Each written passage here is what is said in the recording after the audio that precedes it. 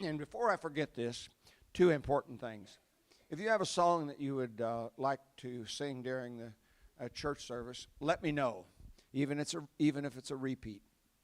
And the other thing is, I'd like to thank Donna and Willie for helping us out in the sound booth today and making sure everything is going smoothly.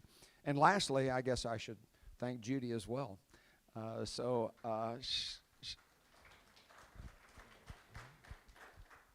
I get to have piano concerts at home all the time, and I really enjoy them. So Mark has the morning message.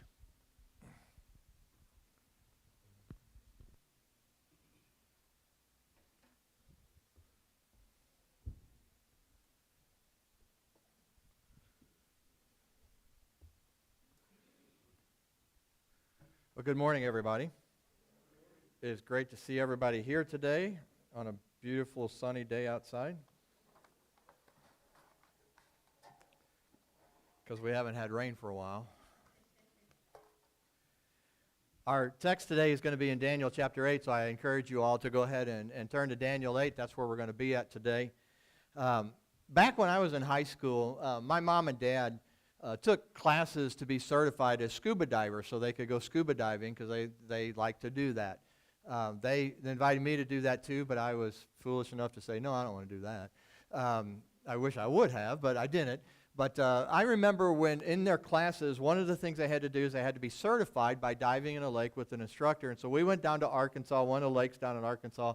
I don't remember which one it was, Bull Shoals. We went to a bunch of them, but they had to be certified. They had to go out on a dive and do that. And while they were out there on the dive, I was back at the hotel room that we were staying in. And me being the typical lazy teenager that I was, I just laid there and I watched the movie on TV. And the movie they had on, and I don't remember if you remember this movie or not, it was The Music Man with Robert Preston and Shirley Jones. And I watched that movie, and it's an old movie. And I mean to tell you, I absolutely loved that movie. I have a DVD copy of that movie now. I still watch that movie today. It's one of my favorite movies. I love the music in it and all of that. But one of the songs in that movie is it's You've Got Trouble. You've got trouble with a capital T that rhymes with P that stands for pool. Remember that song? Anybody who watches that movie? And maybe it's just me, then stand up here and say I like watching musicals like that. But I love that song, that You've Got Trouble.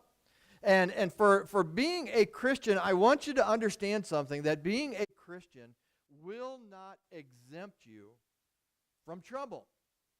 There will be suffering and pain.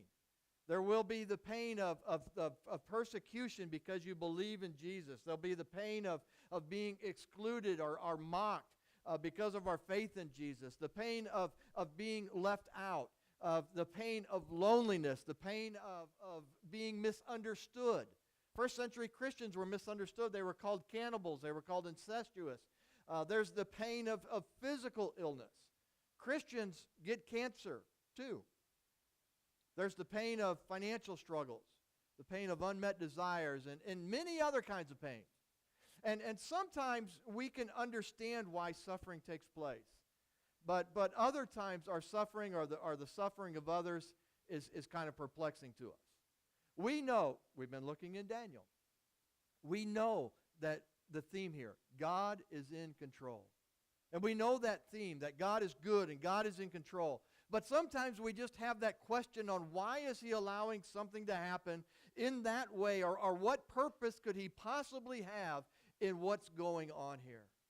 And surely the believers in Daniel's day understood this as well. Daniel's people, they had been taken away from their homeland. The temple was destroyed. And they lived in a place that thought very little of the God of Israel. And so in today's chapter in the book of Daniel, chapter 8, we see Daniel given a vision from God of things pertaining to the future, including future sufferings that God's people were going to have to endure. And the vision has some details that are absolutely remarkable in how they predicted with precise events that occurred 10 years, 200 years, 400 years later than what Daniel was when he was living here. And in fact, the accuracy is so stunning that some scholars refuse to believe that Daniel could have written these words before they actually took place. Now, as Christians, we know that it's not too hard for God to foretell future events. He knows all things, past, present, future. And this vision was given to Daniel so that God's people would be prepared for the future of suffering that they were about to endure. Things were going to get very difficult for God's people. But God's people could take hope because God was in control.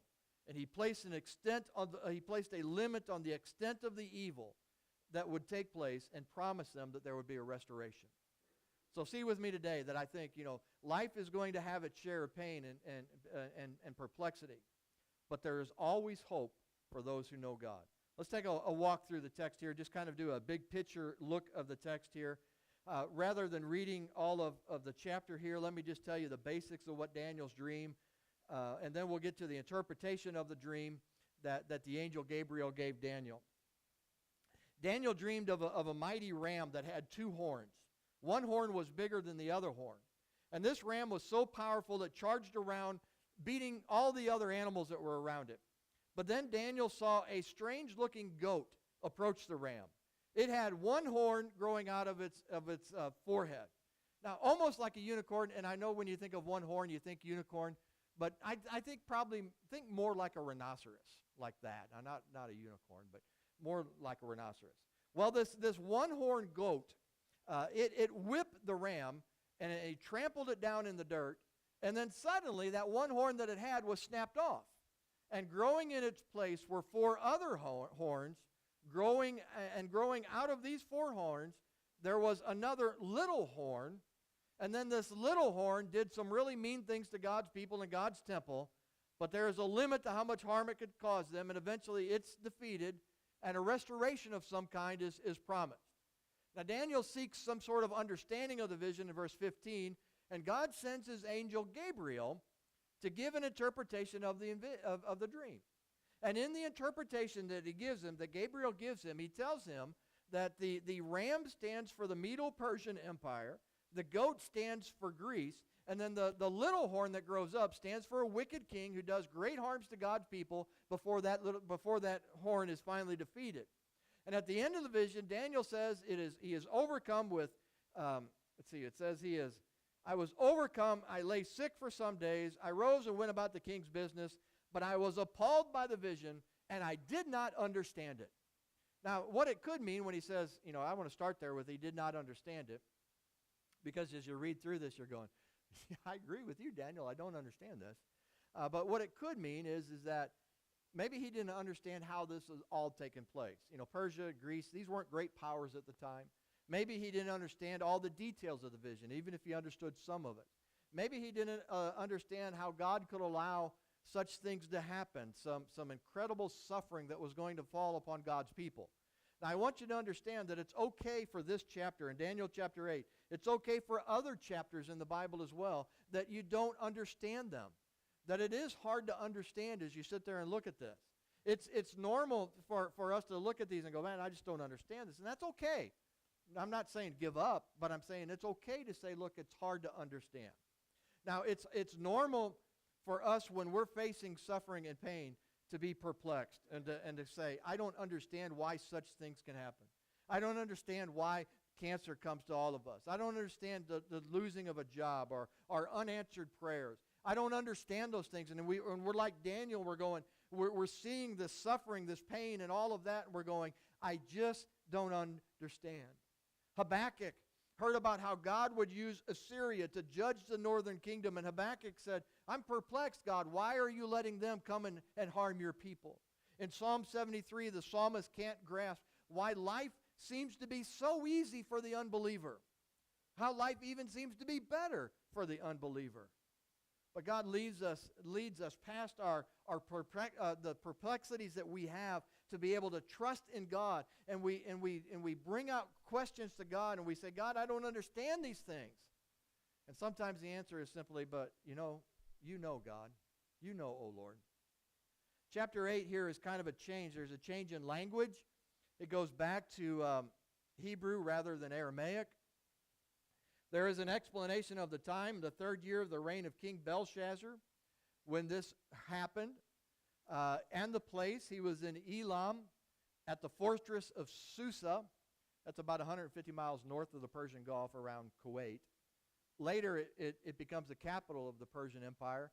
I don't know that he was actually there or if he was transported there in his vision. Probably he was just transported there in his vision, but that's where Daniel's at. Gabriel explains the dream to Daniel in verses 20 to 24. The 2-horned ram you saw, that's the kings of Medes and Persia. And then the Greek comes along, and then out of the Greek one comes a ruler that brings a lot of harm to God's people. The Greek empire that he's talking about here is actually, the Greek empire is actually under Alexander the Great. How many of you remember him from your history lessons? Alexander the Great has always fascinated me.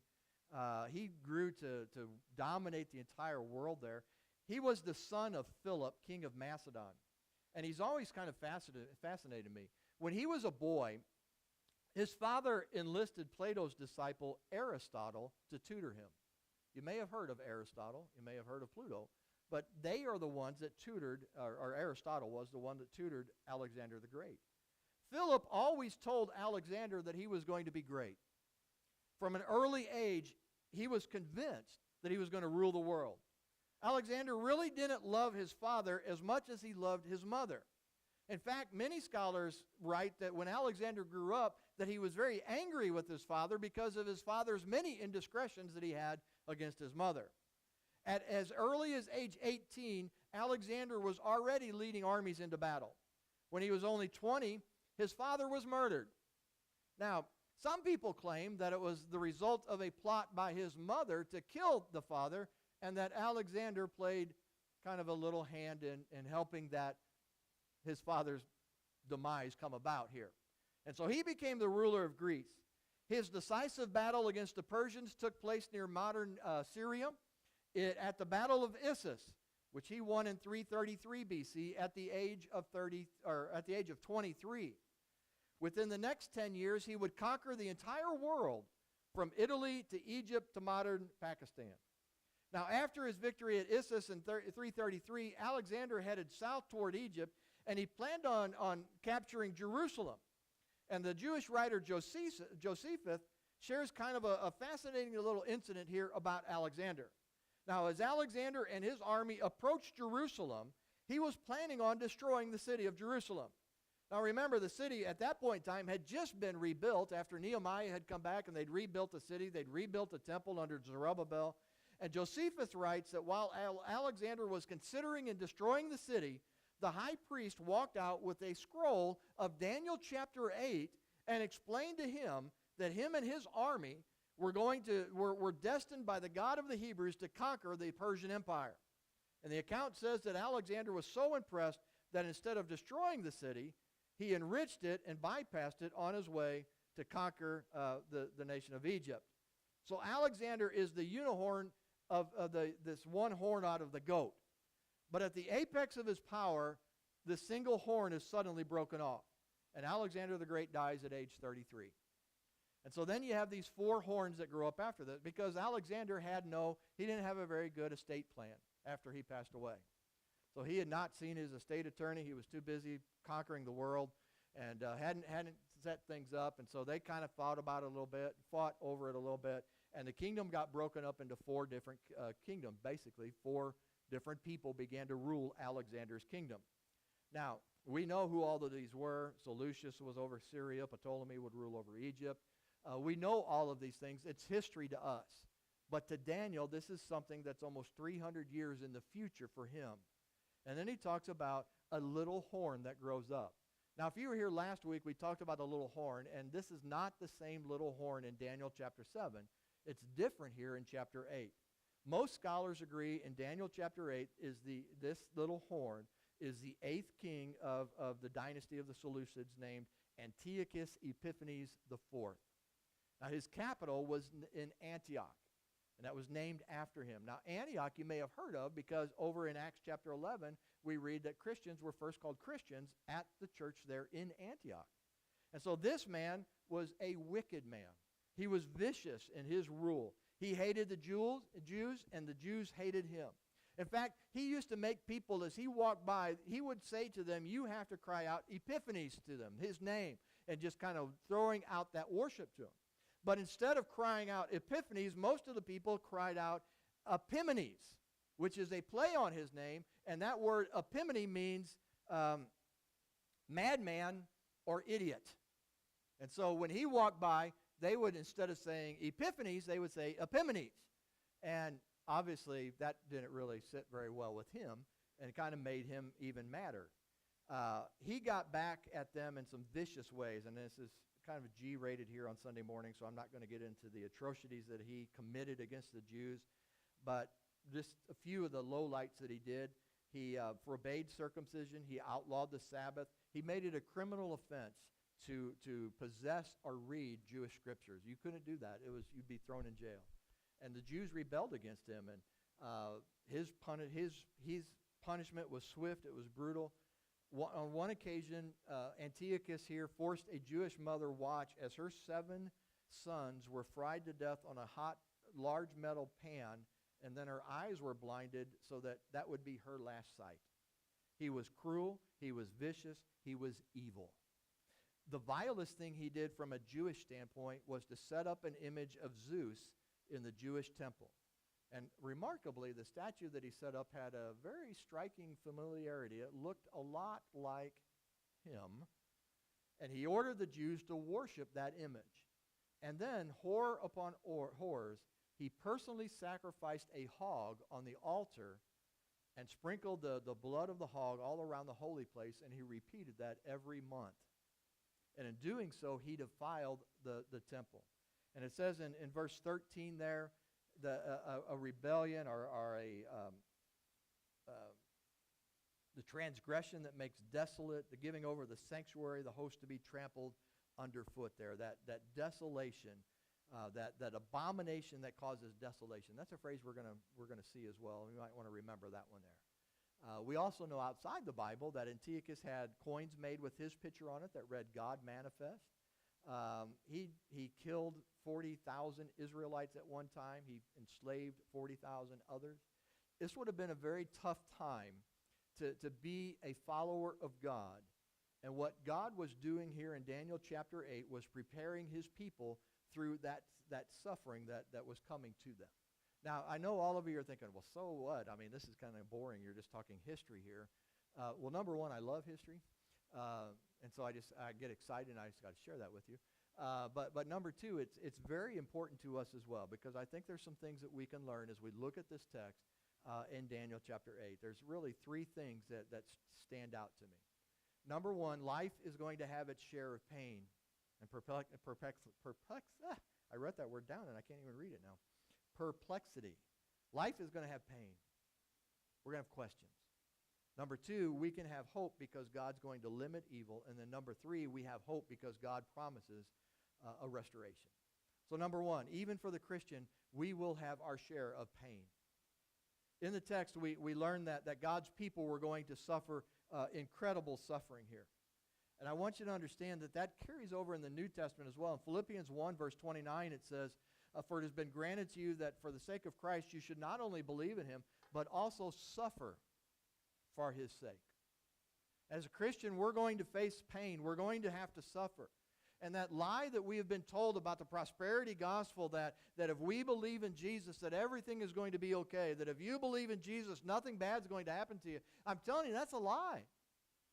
You are going to suffer. You are going to have pain. You are going to go through some difficult times in your life, and there's nothing that in the Bible that ever says to us that once you accept Jesus Christ, your life is going to be a bed of roses. In fact, it says the exact opposite, that when you do give your life to Jesus Christ, that you are going to have suffering, you are going to have pain. There's going to be times where you sit there and say, "Why, God? What's going on? Why is this happening here?" Sometimes we will suffer for our faith. Christians have been killed by terrorists. Christians have been killed by ISIS. We've seen that. We've seen cancer. We've seen the job losses. We've seen the world look at us as being weird. Sometimes our suffering is a result of our sin. Sometimes it's not. Sometimes other sins. Sometimes It's just being in a sinful world. Sometimes we suffer simply because it's just God's mysterious ways. We don't know. But we do know that in this life, we will have suffering. We will have pain. We will have seasons where we will question and say, what is this? Why is all of this going on? And Daniel 8 is pointing that out to us and preparing us. He was preparing the Jewish people and telling them there's going to be a period of intense suffering that you're going to go through. And the message that Daniel 8 says to us is that we need to be prepared as well. When those seasons of pain, when those seasons of suffering come upon us, so that we're ready. But when they do come, Daniel 8 also tells us that there's hope because God has put a limit on all the evil that he will permit. Look at verse 13. It says, "Then I heard a holy one speaking. And another holy one said to the one who spoke, 'For how long is the vision concerning the regular burnt offering, the transgression that makes desolate, and the giving over of the sanctuary and host to be trampled underfoot?' And he said to me, 'For 2,300 evenings and mornings.'" 2,300 evenings and mornings. It's about 6 years. There's some question on how to interpret that 2,300 here in Daniel chapter 8. I just know that you can interpret it. Is it days? Most of the time in the Old Testament when it says evening and morning, it's talking about a day, so it's 2,300 days. Some people say, well, it could be about sacrifices. You have evening and morning sacrifices, so if you took those sacrifices, that's 1,150 days. But whenever the high priest was killed, and when the Jews got the temple back, when Antiochus Epiphanes died, it was 2,300 days. It was what Daniel said here in Daniel chapter 8. Antiochus would be defeated, and as a result, God, and he shall be broken, but not by human hands. Judas Maccabees led a revolt, delivered Israel, and Antiochus died not long after in 164. Now, when we celebrate Christmas, but also at the same time we have Christmas, they always say, Merry Christmas and what? Happy Hanukkah.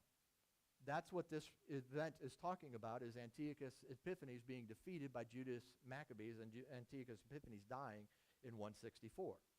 And so ultimately God permitted this evil for his purposes here, but it was limited by him. God was still in control. And we can have hope because evil is limited by God. Any evil that God permits to us to have to go through is under his rule, under his control, and is not beyond it. Job, when he was tormented, how much was he tormented? God put a limit there and said, you can only do this to Job. And Satan tried to do other things, and God said, no, you can do this to Job.